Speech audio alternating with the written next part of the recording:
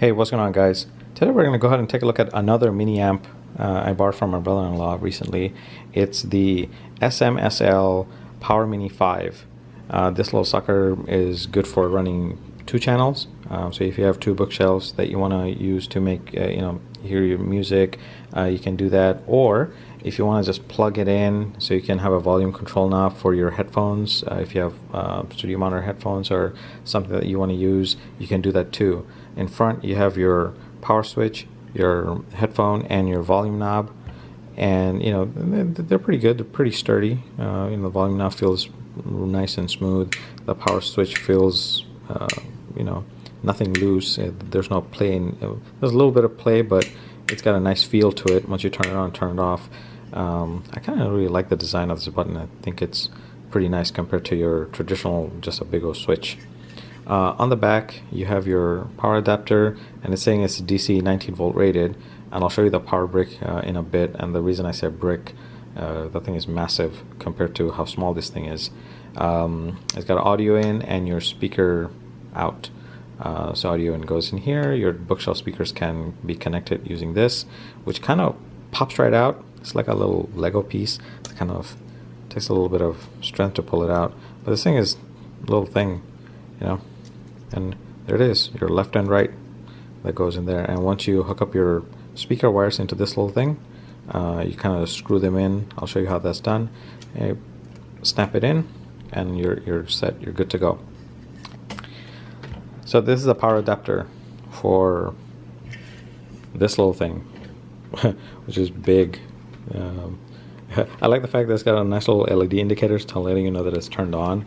But output is 19 volt and it gives about 5.3 amp, which is quite a lot of juice going into the amp, but I guess it needs it. I mean, I think it's it is a Class D amplifier, so these things will utilize more power than needs. But then again, it's really small, meant for kind of hiding away, tucking underneath your desk or something, away from everything, and it looks really stylish, very elegant.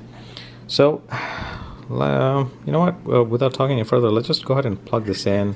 We'll fire it up and see what that sounds like. Take that out. So there are little screws in here that you need a little flathead screwdriver, and you kind of just undo these screws a little more. You don't want to take it out all the way. You just want to undo them just enough, just make it loose. That's all.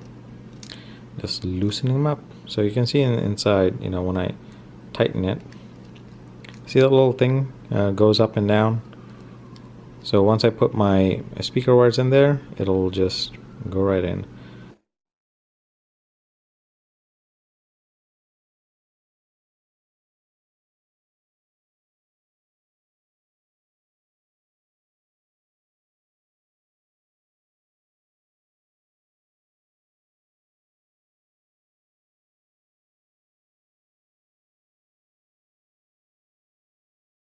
There we go. All set, plugged in. Let's go ahead and plug in my power adapter.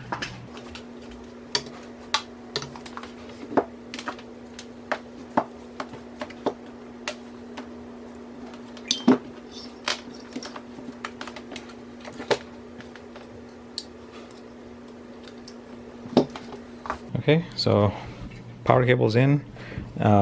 For this test, we're gonna go ahead and plug this thing to my computer using 3.5 millimeter cable.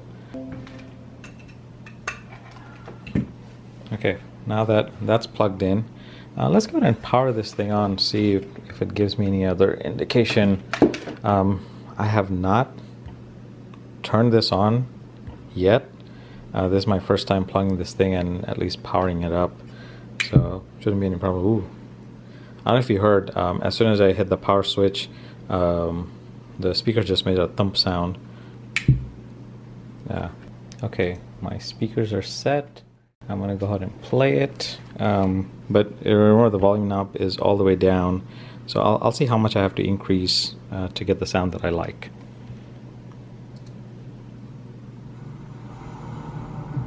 So Skrulls are the bad guys.